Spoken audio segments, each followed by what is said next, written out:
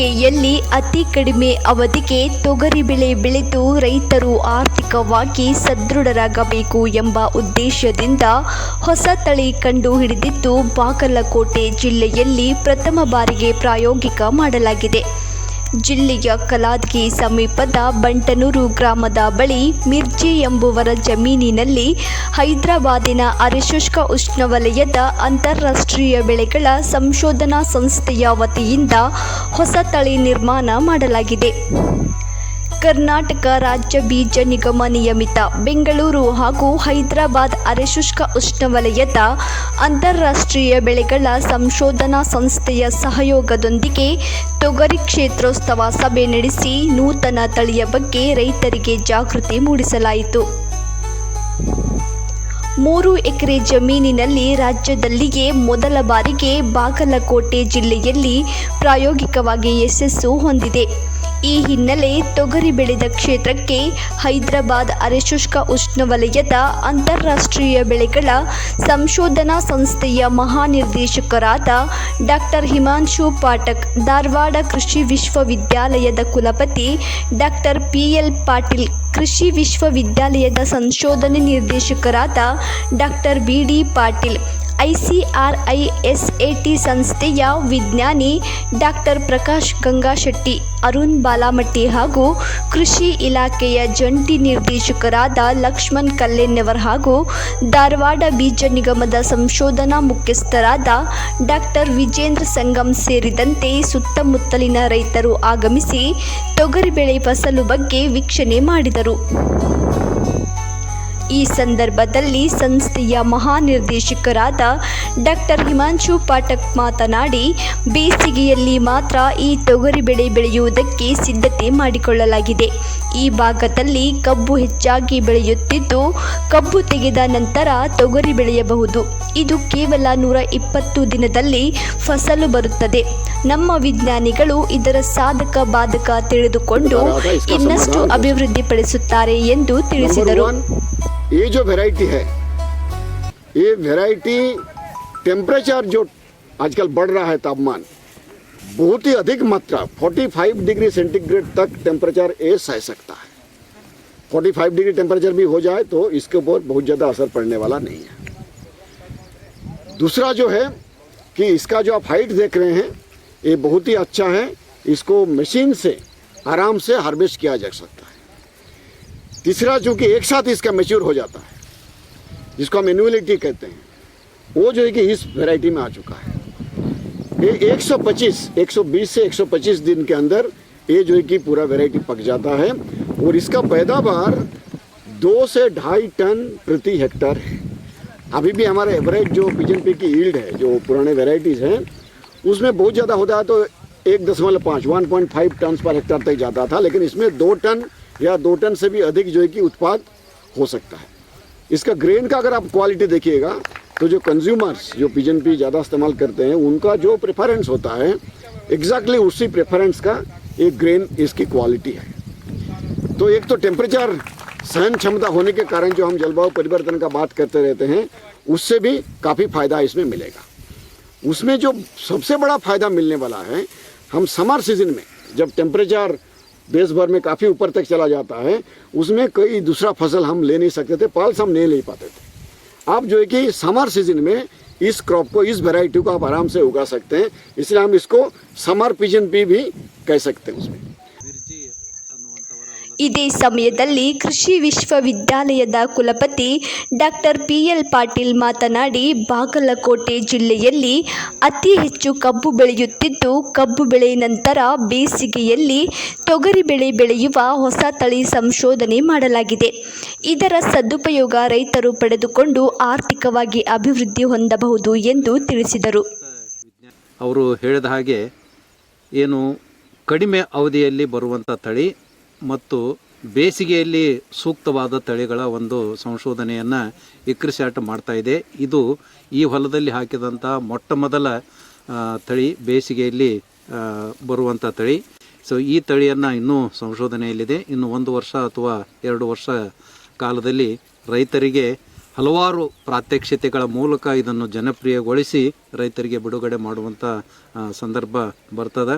So ಆದ್ದರಿಂದ ಈ ಒಂದು ಬೇಸಿಗೆಯಲ್ಲಿ ತೊಗರಿ ಬೆಳೆ ತಮಗೇನು ಅವರು ಹೇಳಿದ ಹಾಗೆ ಕಬ್ಬು ಕಟಾವಾದ ನಂತರ ಮುಂದೆ ನಿಮಗೆ 3-4 ತಿಂಗಳ ಬೇರೆ ಬೆಳೆಗಳನ್ನು ಬೆಳೆ ಪರಿವರ್ತನೆ ಮಾಡಬೇಕಪ್ಪ ಅಂತಂದರೆ ಇದು ಒಂದು ಅತ್ಯಂತ ಸೂಕ್ತವಾದ ಬೆಳೆ.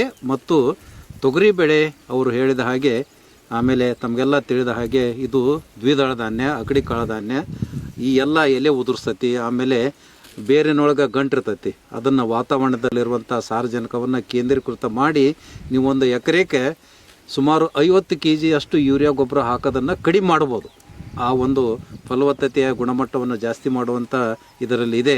ಮತ್ತು ಬೇಸಿಗೆಯಲ್ಲಿ ಹೆಚ್ಚು ಉಷ್ಣಾಂಶವನ್ನು ತಡ್ಕೊಂಡು ಬೆಳೆಯುವಂಥ ಬೆಳೆ ಇದಾಗಿರೋದರಿಂದ ಸಮಗ್ರವಾಗಿ ಒಮ್ಮೆ ಕಾಯಿಬಿಟ್ಟು ಒಮ್ಮೆ ಮಾಗೋದರಿಂದ ನಿಮಗೆ ಮಷಿನ್ ಹಾರ್ವೆಸ್ಟಿಗೆ ಕೂಡ ಅತ್ಯಂತ ಸೂಕ್ತವಾದಂಥ ತಳಿಯನ್ನು ನಮ್ಮ ಇಕ್ರಿಸ್ಯಾಟ್ ವಿಜ್ಞಾನಿಗಳು ಇದನ್ನು ಕಂಡುಹಿಡಿದಿದ್ದಾರೆ. ಇದು ತಮಗೆ ಕಬ್ಬಾದ ಮೇಲೆ ಮೇ ಮಠ ಇದು ಅತ್ಯಂತ ರೈತರಿಗೆ ಸೂಕ್ತವಾದಂಥ ಬೆಳೆ. ನಿಮಗೆ 1.5 ವರ್ಷದ ಏನು ಕಬ್ಬು ಬೆಳಿತೀರಲ್ಲ, ಜೂನ್ ತಿಂಗಳಲ್ಲಿ ಕಬ್ಬು ಹಾಕ್ಕೊಂಡ್ರೆ ಮುಂದಿನ ವರ್ಷ ನವಂಬರ್ದಾಗ, ಈ ಬರೋ ವರ್ಷ ಅಲ್ಲ ಅದ್ರ ಮುಂದಿನ ವರ್ಷ ನವಂಬರ್ದಾಗ ನೀವು ಕಟಾವು ಮಾಡಿ ತದನಂತರ ಪ್ರತಿ ವರ್ಷ ನೀವು ಕಬ್ಬು ಕಟಾವು ಮಾಡಲಿಕ್ಕೆ ಭಾಳಷ್ಟು ಯೋಗ್ಯ ಆಗ್ತದೆ. ಬೆಳೆ ಪರಿವರ್ತನೆ ಮಾಡಲಿಕ್ಕೆ ಬೇರೆ ಯಾವುದೋ ಬೆಳೆ ನಮಗೆ ಇಂಥ ಏನು ಹೆಚ್ಚಿಗೆ ಆಳವಿರುವಂಥ ಕಪ್ಪು ಭೂಮಿಯಲ್ಲಿ ಶೇಂಗಾ ನಿಮಗೆ ಬೆಳೆಯೋಕ್ಕಾಗೋದಿಲ್ಲ. ಅದಕ್ಕೆ ಇದು ತೊಗರಿ ಅತ್ಯಂತ ಸೂಕ್ತವಾದಂಥ ಒಂದು ಬೆಳೆ. ನಿಮಗೆ ಇನ್ನು 1 ವರ್ಷ ಅಥವಾ 2 ವರ್ಷದಲ್ಲಿ ಹೆಚ್ಚು ಈ ಬೆಳೆಯ ಬೀಜ ತಮಗೆ ಸಿಗ್ತದೆ. ಇದು ಬೇಸಿಗೆಯಲ್ಲಿ ತೊಗರಿ ಬೆಳೆಯ ಕ್ರಾಂತಿಯನ್ನೇ ನಾವು ಮಾಡ್ಬೋದು ಅಂತ ನಮ್ಮ ಅನಿಸಿಕೆ. ಈ ಧಾರವಾಡದ ಬೀಜ ನಿಗಮದ ಸಂಶೋಧನಾ ಮುಖ್ಯಸ್ಥರಾದ ಡಾಕ್ಟರ್ ವಿಜೇಂದ್ರ ಸಂಗಮ್ ಮಾತನಾಡಿ, ಬೇಸಿಗೆಯಲ್ಲಿ ಬೆಳೆಯುವ ತೊಗರಿ ಬೆಳೆಯ ಗುಣಧರ್ಮ ಹಾಗೂ ಉಪಯೋಗದ ಬಗ್ಗೆ ಮಾಹಿತಿ ನೀಡಿದರು. ಇಕ್ರಿಸ್ಯಾಟ್ ಹೈದರಾಬಾದ್ ಜೊತೆ ಒಂದು ಒಡಂಬಡಿಕೆ ಇದೆ. ಆ ಒಡಂಬಡಿಕೆಯಲ್ಲಿ ನಾವು ಅಲ್ಪಾವಧಿ ತಳಿಗಳನ್ನು, BJNP ತಳಿಗಳು ಅಂದರೆ ತೊಗರಿ ತಳಿಗಳನ್ನು ನಾವು ಕರ್ನಾಟಕ ರಾಜ್ಯದಲ್ಲಿ ಇಂಟ್ರೊಡ್ಯೂಸ್ ಮಾಡಬೇಕು ಅಂತ ಹೇಳಿ ನಾವು ವಿಚಾರ ಮಾಡಿಕೊಂಡು ಈ ಅಂಡರ್ಸ್ಟ್ಯಾಂಡಿಂಗ್ಗೆ ಬಂದಿದ್ದೀವಿ. ಇವತ್ತು ಅದರದ್ದೇ ಫಲ. ಈಗ ಇದನ್ನು ನೀವು ಏನು ಇಲ್ಲಿ ಫೀಲ್ಡಲ್ಲಿ ನೋಡ್ತಾ ಇದ್ದೀರಿ, 25444 ಅನ್ನೋದು ತುಂಬ ಒಂದು ಅಲ್ಪಾವಧಿ ಬೆಳೆಯಾಗಿದ್ದು 120 ದಿನಗಳಲ್ಲಿ ಇದು ಮಾಗ್ತದೆ. ಇದನ್ನು ಮತ್ತು ಇಂಪಾರ್ಟೆಂಟ್ ಕ್ಯಾರೆಕ್ಟರ್ ಇದ್ರದ್ದು ಏನಂತಂದರೆ, ಇದು ಒಂದು ಅತಿ ಉಷ್ಣತೆಯನ್ನು ತಡ್ಕೊಳ್ಳೋ ಶಕ್ತಿ ಇದಕ್ಕಿದೆ. 120 ದಿವಸದಲ್ಲಿ ಮಾಗುವುದರಿಂದ ಇದನ್ನು ನಾವು ಬೇಸಿಗೆ ದಿನದಲ್ಲಿ ನಾವು ಇದನ್ನು ಹಾಕಬಹುದು. ಯಾರಿಗೆ ನೀರಿನ ಒಂದು ಅನುಕೂಲತೆ ಇದೆಯಲ್ಲ, ಅದನ್ನು ನೀವು ಜಾಗವನ್ನು ಖಾಲಿ ಬಿಡೋದಕ್ಕಿಂತ, ಹೊಲ ಖಾಲಿ ಬಿಡೋದಕ್ಕಿಂತ ಇದನ್ನು ಹಾಕ್ಕೊಂಡು ನೀವು ಇಳುವರಿ ನಿಮಗೆ 8ರಿಂದ 10 ಕ್ವಿಂಟಲ್ವರೆಗೆ ಬರುವಂಥ ಇದಕ್ಕೆ ತಾಕತ್ತಿದೆ. ಆಮೇಲೆ ಇನ್ನೊಂದು ಹೇಳ್ಬೇಕಂದ್ರೆ, ಈಗ ಸರ್ ಆಲ್ರೆಡಿ ಹೇಳಿದರು, ಸಿಂಕ್ರೊನೈಸ್ಡ್ ಓಪನಿಂಗ್ ಅಥವಾ ಸಿಂಕ್ರೊನೈಸ್ಡ್ ಬೇರಿಂಗ್ ಇದೆ. ಇದು ಅಂದರೆ ಒಂದೇ ಸಲಕ್ಕೆ ಇದನ್ನು ನಾವು ಹಾರ್ವೆಸ್ಟ್ ಮಾಡ್ಬೋದು. ಆಮೇಲೆ ಇನ್ನೊಂದು ನೀವು ಇಲ್ಲಿ ಸ್ಪೇಸಿಂಗ್ ನೋಡ್ಬೋದು. ನಾವು ಗಿಡದಿಂದ ಗಿಡಕ್ಕೆ ಅಂತರ ಕೊಟ್ಟಿರೋದು ಭಾಳ ಮೇಜ್ಗೆ ನಾವು ಕಾರ್ನ್ಗೆ ಏನು ಕೊಡ್ತೀವಲ್ಲ ಆ ಸೈಜಿಗೆ ಕೊಟ್ಟಿದ್ದು. ಇದನ್ನು ನೋಡಿದರೆ ಹೈ ಡೆನ್ಸಿಟಿ ಪಾಪ್ಯುಲೇಷನ್ ಅಂತ ನಾವು ಹೇಳ್ತೀವಿ. ನಾವು ಇದು ಏನು ಗಿಡಗಳ ಸಾಂದ್ರತೆಯನ್ನು ಪ್ರತಿ ಯೂನಿಟ್ಗೆ ನಾವು ಜಾಸ್ತಿ ಮಾಡ್ಕೊಂಡ್ಬಿಟ್ಟು ಅಧಿಕ ಇಳುವರಿ ಪಡೆಯುವಂಥ ಒಂದು ತಾಂತ್ರಿಕತೆ ಇದು. ಇನ್ನೊಂದು ಏನಂತಂದರೆ, ಇದರೊಳಗೆ ನಾವು ರೈತರು ತೊಗರಿ ಒಳಗೆ ನಾವು ಏನು ಮಾಡ್ತೀವಿ ಅಂದರೆ ಭಾಳಷ್ಟು ಪೆಸ್ಟಿಸೈಡ್ ಯೂಸ್ ಮಾಡ್ತೀವಿ. 5ರಿಂದ 6, 7, 8 ತನೂ ಪೆಸ್ಟಿಸೈಡ್ ಸ್ಪ್ರೇ ಮಾಡ್ತಾರೆ. ಇದನ್ನು ನೀವು ಬೆಳೆಸಿದ್ರೆ 2ರಿಂದ 3 ಪೆಸ್ಟಿಸೈಡ್ದೊಳಗೆ ನಿಮಗೆ ಕಾಳನ್ನು ಕಟ್ಟುವಿಕೆನೂ ನೋಡ್ಬೋದು. ತುಂಬ ಚೆನ್ನಾಗಿದೆ. ನಿಮ್ಗೆ ಅಲ್ಲಿ ಪೆಸ್ಟಿಸೈಡ್ ಮೇಲೆ ಏನು ಖರ್ಚು ಮಾಡ್ತಿರಲ್ಲ ಆ ದುಡ್ಡು ಇದರೊಳಗೆ ಉಳಿತೈತಿ. ಆಮೇಲೆ ಇನ್ನೊಂದು ಏನಾದ್ರು ಕ್ರಾಪಿಂಗ್ ಸಿಸ್ಟಮ್ ಒಳಗಡೆ ಈಗಾಗಲೇ ಮಾತಾಡಿದ್ವಿ ನಾವು, ಸನ್ನೆಂಪು ಹಾಕ್ತಿರ್ತೀವಿ ಅಂತೇಳಿ. ಸನ್ನೆಂಪು ಬದಲು ಇದನ್ನು ಹಾಕಿದರೆ ಈಲ್ಡ್ ಅಡ್ವಾಂಟೇಜು ಬಂತು, ನಿಮ್ಗೆ ದುಡ್ಡೂ ಬರ್ತದೆ. ಆಮೇಲೆ ಸನ್ನೆಂಪು ಬದಲು ನೀವು ಇದನ್ನು ಹಾಕಿ ನಾವು ಶುಗರ್ ಕೇನ್ ಇದರ ಸಿಸ್ಟಮ್ ಒಳಗೆ, ಕ್ರಾಪಿಂಗ್ ಸಿಸ್ಟಮ್ ಒಳಗೆ ತೊಗೋಬೋದು. ಅಥವಾ ನೀವು ಮೇಜ್ ಹಾಕ್ಬೋದು, ಅಥವಾ ನಾವು ಶೇಂಗಾ ಬೆಳೆಯನ್ನು ಬೆಳಿಬೋದು. ಇನ್ನಾವುದೇ ನಾವು ಖರೀಫ್ ತಳಿಯನ್ನು ನಾವು ಇದರೊಳಗೆ ಹಾಕ್ಕೋಬೋದು. ಹೀಗಾಗಿ ರೈತನಿಗೆ ಒಂದು ಅಧಿಕ ಇಳುವರಿ ಮತ್ತು ಅಧಿಕ ಲಾಭ ಆಗುವಂಥದ್ದು ಇರ್ತದೆ. ಆಮೇಲೆ ಇವತ್ತು ನಮ್ಮ ಬೆಳೆದಂಥ ಹನುಮಂತ್ ಮಿರ್ಜಿ ಅವ್ರು ಏನಿದಾರಲ್ಲ, ಅವ್ರದ್ದು ಒಪಿನಿಯನ್ನು ಅದೇ ಇದೆ. ಆ್ಯಕ್ಚುಲಿ ಹೇಳ್ಬೇಕಂದ್ರೆ ಅವ್ರಿಗೆ 7ರಿಂದ 8 ಕ್ವಿಂಟಲ್ ಪ್ರತಿ ಎಕರೆಗೆ ನಾವು ಪಡಿಬೋದು ಸರ್ ಅಂತ ಹೇಳ್ತಾ ಇದ್ದಾರೆ. ಆಮೇಲೆ ನಾ ಇಲ್ಲಿ ಎಲ್ಲ ರೈತರಿಗೂ ನಾನು ಏನು ಕೇಳ್ಕೊತೀನಿ ಅಂದರೆ, ಮುಂಬರುವ ದಿನಗಳಲ್ಲಿ ಇದು ಆ್ಯಕ್ಚುಲಿ ಪ್ರಾಯೋಗಿಕ ಇದರೊಳಗಿದೆ. ಇದು ಸರ್ ಹೇಳಿದಂಗೆ ಇದನ್ನು ನಾವು ಇನ್ನು 1 ಅಥವಾ 2 ವರ್ಷದಲ್ಲಿ ಇದು ನಿಮಗೆ ಸಕಾರಾತ್ಮಕವಾಗಿ ನಿಮ್ಮ ಕೈಗೆ ಬರ್ತದೆ. ಆವತ್ತಿನೊಳಗೆ ಇದನ್ನು ಏರಿಯಾವನ್ನು ವ್ಯಾಪ್ತಿ ಮಾಡ್ಕೋಬೇಕು. ನಾವಿವತ್ತು ಕರ್ನಾಟಕ ರಾಜ್ಯ ಬೀಜ ನಿಗಮದವರು 33,000 ಕ್ವಿಂಟಲ್ ಅಷ್ಟು ತೊಗರಿ ನಾವು ಆ್ಯಸ್ ಎ ಬೀಜವನ್ನು ನಾವು ಕೊಡ್ತಾ ಇದ್ದೀವಿ. ಈ ಒಂದು ಅರ್ಲಿ ಅಡಾಪ್ಷನ್ ಮಾಡಿದರೆ ನಮ್ಮದು ಏರಿಯಾನೂ ಜಾಸ್ತಿ ಆಗ್ತದೆ, ನಮ್ಮ ಕರ್ನಾಟಕ ರಾಜ್ಯನೂ ಅಭಿವೃದ್ಧಿ ಆಗ್ತದೆ, ನಾವು ತೊಗರಿ ಬೆಳೆಯೊಳಗೂ ಸಹಿತ ಮುಂದೆ ಬರ್ತೀವಿ ಅಂತ ಹೇಳಿ ನಾವು ಒಂದೆರಡು ಮಾತು ಮುಗಿಸ್ತೀನಿ. ದೇಶದಲ್ಲಿಯೇ ಪ್ರಥಮವಾಗಿ ಬಾಗಲಕೋಟೆ ಜಿಲ್ಲೆಯಲ್ಲಿ ಪ್ರಾಯೋಗಿಕ ಮಾಡಿದ್ದು ರೈತರೊಂದಿಗೆ ಸಮಸ್ಯೆಗಳ ಬಗ್ಗೆ ಚರ್ಚೆ ನಡೆಸಿದರು.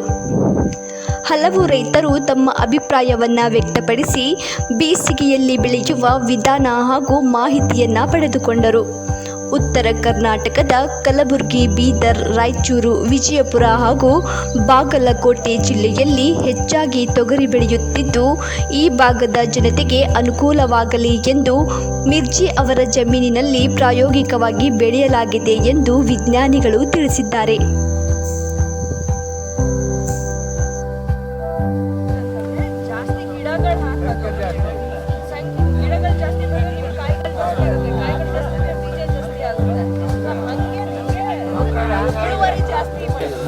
ಎರಡು ಹೊಡೆದಿದ್ದಾರೆ ಆದ್ರೆ ಇದು